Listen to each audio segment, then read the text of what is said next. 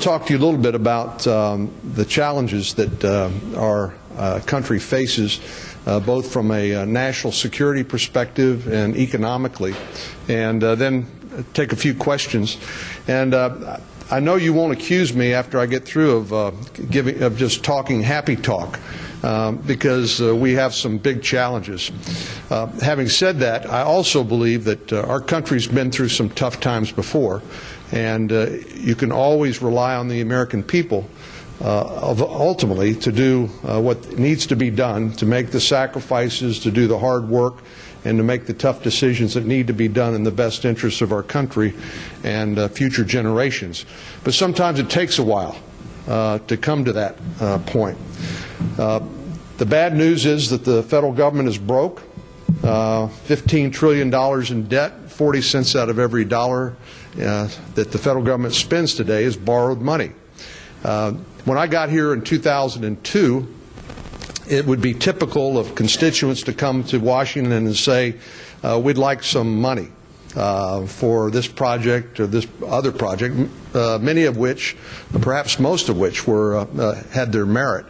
But the fact of the matter is now, both at the state level and at the local level, and now, of course, certainly at the national level, we're being called upon to make tough decisions, or I say should be making tough decisions about the things that we absolutely have to have, about the things we'd like to have but we can put off, and the things that we really want but we just can't afford. That would be the kinds of decisions you have to make in your own household, the kinds of decisions businesses have to make day in and day out.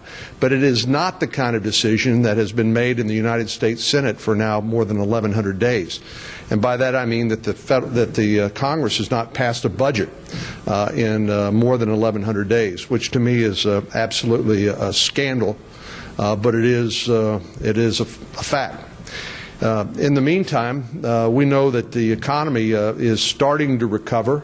We would hope that it would recover faster and create more jobs, but the people I talk to in Texas and around the country tell me there's some things that are holding back the private sector economy. One is the regulatory overreach that they're feeling in the energy sector, that we feel a lot in Texas, and things like the uncertainty with this huge debt burden of what taxes are going to look like, and then just the sort of the knee-jerk response of Congress when it comes to trying to address real needs and real and roles that the federal government should play, like the highway bill that's currently on the floor.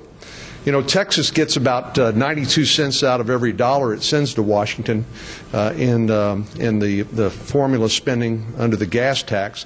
Unfortunately, since we are a donor state, and we're also seeing a reduced amount of money going into the trust fund because of increasing fuel efficiency, because of the recession, and there's not enough money there in the trust fund to do the kind of road construction and the infrastructure development that we need in order to keep our economy growing, in order to reduce congestion and consistent with public safety.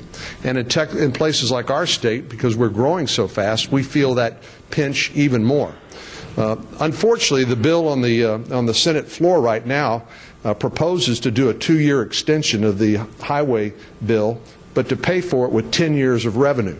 I think that's called deficit spending. And it's not a very smart way to do business. And we also we deviate from what I think is a sound principle when it comes to infrastructure construction, and particularly highway bills, and that is the user pay principle, and not use general revenue instead of using revenue generated by the gas tax. We also know that in Texas we have employed public-private partnerships that have been beneficial. I know it was a bit of a culture shock for most of us in Texas, used to not having toll roads, to encounter a toll road every now and then, but I have to tell you that my experience has been once you avoid a lot of congestion and a lot of delay and have to pay a small toll in order to do that and expedite your trip. It's not a bad bargain if you have a choice. So we've got a lot of big issues that our country faces, one of which is our national security, which is very much in the forefront of my thinking. I serve on the Armed Services Committee. I came from a military family. My dad was first stationed at Lackland Air Force Base in 1965, which is the reason I got to San Antonio in the first place and why I call San Antonio home. But the world has not gotten any safer. It's gotten, in fact, I think, more dangerous and less predictable. And one reason we need a national energy policy is because one of the things that you could expect Iran to do if Israel or any other country decides to stop what is Secretary Panetta called a red line in terms of construction of a nuclear weapon, threatening an arm race and instability not only in the Middle East, but also if Iran decided to cut off the Strait of Hormuz. 20% of the world's oil supply transits that strait, and you can imagine what that would do to the economy and gas prices. We know that the fight, even though we've extracted ourselves from Iraq, I think in a way that unfortunately risks a lot of the gains that we were able to make in terms of stability there, but I'm still hopeful that they will get their act together. We know that Iran is feeling increasingly emboldened, not only by what has happened in Iraq, but also what's happening in Afghanistan, and that Pakistan continues to be a mixed bag, to put it nicely, in terms of their willingness to work with us to combat the threat of international terrorism. And at the same time, we know that because of the failure of the Select Committee to come up with an appropriate across-the-board, appropriate cuts in federal spending, $1.2 trillion, that come January of 2013, unless Congress acts, there'll be across-the-board sequestration, including cuts into defense spending that will actually cut not only into the muscle, but into the bone, and create an unacceptable situation and unacceptable risks in terms of our national security. So we have a lot of challenges in front of our country right now. I think the most important thing, immediate challenge, is how do we get our economy growing again? And I think the best way we can do that is figure a way to bring the sort of approach that we celebrate in Texas, which is how can we make it easier on job creators to do what they do best, which is to create jobs.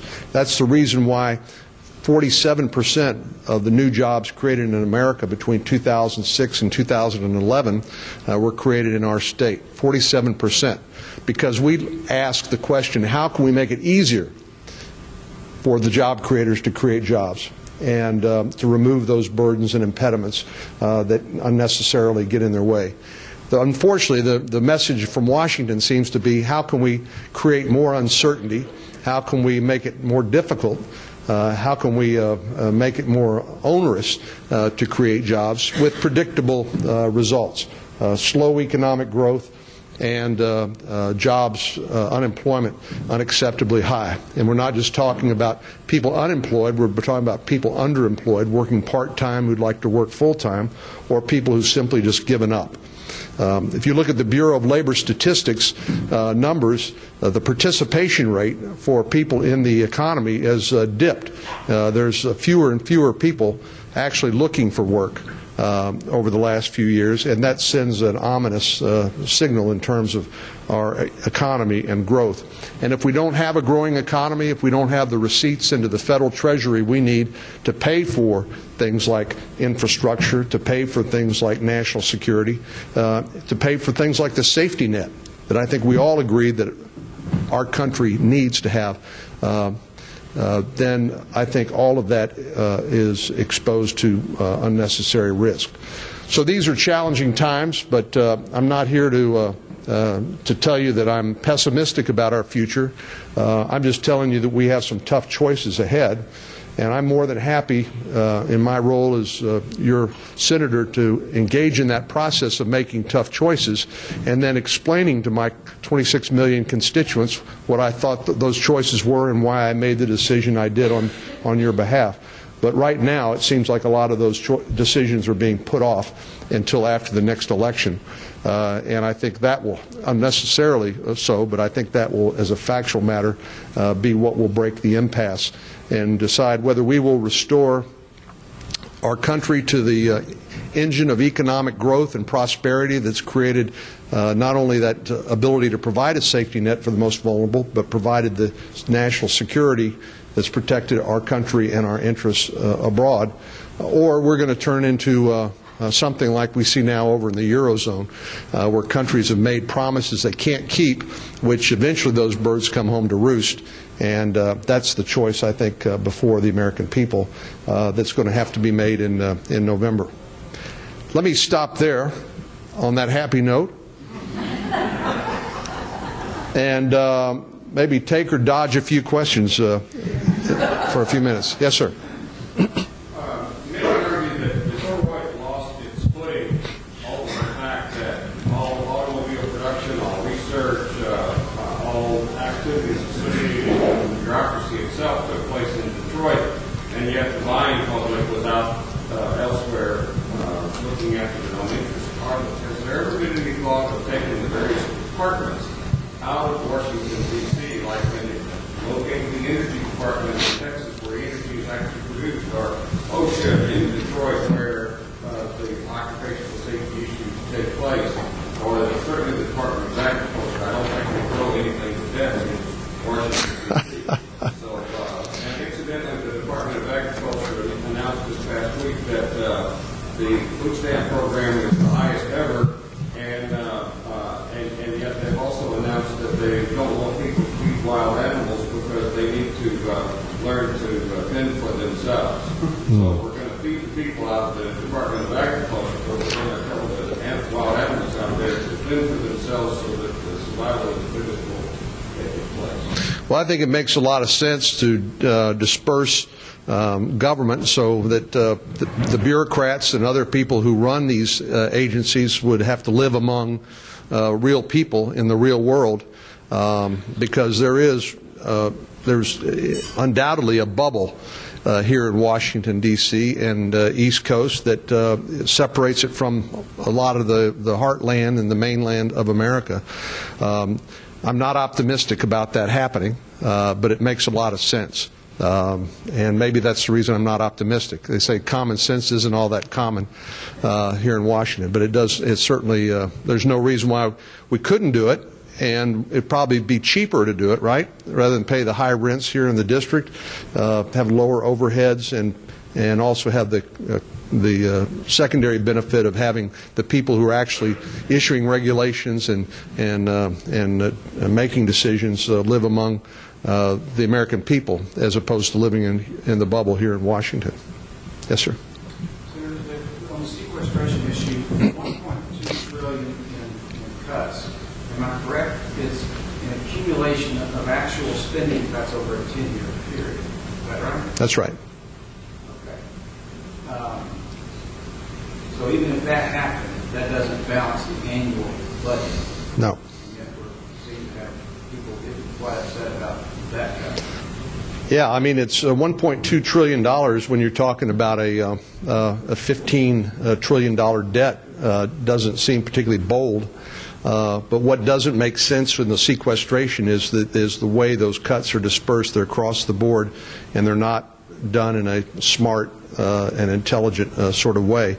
But there seems to be a state of denial on the part of some folks about the direction we're heading. What I find it so hard to understand is why that is when we see what could play out for the United States being played out in Europe now, and there is no Eurozone, there is no International Monetary Fund that's going to bail out the United States government. And a 1% increase in the amount that China or any of our creditors demand for our debt, to purchase our debt, will be a $1.7 trillion increase in the cost of servicing that debt. So the $1.2 trillion goes away. Just with a rise in interest rates, which of course the Federal Reserve has been keeping at incredibly low levels, much lower than historical norms. Yes, ma'am. Senator, thank you for your comments on transportation. I run an agency looking at tolling as a way to leverage the scarce resources that we have. Give us your prediction on what's going to happen with the transportation bill, in particular, the TIVIA program. Right. Myself, that we need that ability to get into the capital markets. So we do need the transportation bill extended, or we need a longer policy. Well, I do believe that it will be extended because there's so much demand on a bipartisan basis for it to happen. My concern is how it's going to be funded and the length of the extension. I'm sure you'd prefer more than a 2-year extension. The House had a 5-year, I think it was 5-year extension they were talking about, but that's apparently now unraveled, and they're moving now closer to the Senate version, which is a 2-year extension. Again, using 10 years of deficit spending, which makes absolutely no sense. I have, but the TIFIA program, as you say, I know has been very useful. I met yesterday with Phil Wilson and the Texas Department of Transportation, and I know, and that will be an important component of the highway bill. But I think we need to go back and look at the basic user pay principle. And the fact that because the gas tax has not been indexed, basically there's been a decrease at the cost of living rate in the amount of funds available for highways. And we are not only a donor state, we're, as I said, a growing state, and we are the ones who are suffering the biggest problem. And I realize all of this is controversial, but that's why I would advocate getting it all on the table. Now we're not talking about trans-Texas corridors anymore. Maybe we can have a more rational conversation about, here is where we are, and this is what we need to do, and we as Texans need to make the choices for our own future. And I think we can certainly do that.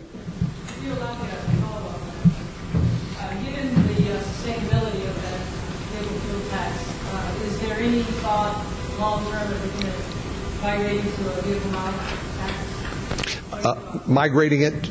Yeah, to a vehicle mile. Well, of course, the Texas legislature could do that now, and they wouldn't have to worry about the fact that every dollar we send here, Texas gets 92 cents back. So the Texas legislature could index the fuel tax now, and that would actually make more sense than the federal government doing it.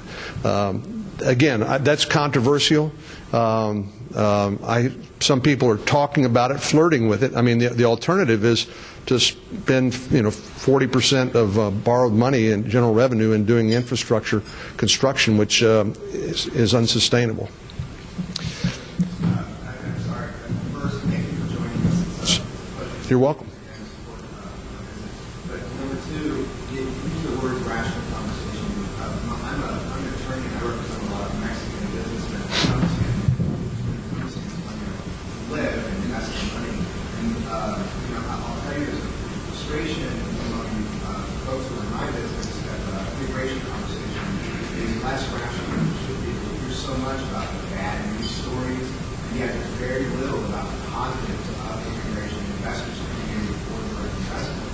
And I'm wondering if you know or if you're in support of the EB5 Reauthorization. I am. And if that's something that you're advocating for, because that's really a big deal for us, especially in the state of North and South. No, I do support the EB5 reauthorization, and Senator Leahy and the Senate Judiciary Committee is taking that up. I met with some folks yesterday. They happen to be from California on that very topic. It's been the source of a lot of funds used to start and to grow businesses, and it just makes common sense. The other part about the immigration story that we ought to be talking about, because it's a self-inflicted wound, is what we do with our foreign nationals who graduate in STEM programs from colleges and universities in America, only to have to leave because we don't have enough H-1B visas. But then there's a lot of other things that don't make sense either, like why we don't have a guest worker program, why we don't do what we need to do in terms of across-the-board and immigration reform. But that would be a welcome discussion, and we just need to keep forcing that issue to the forefront. Thank you so much.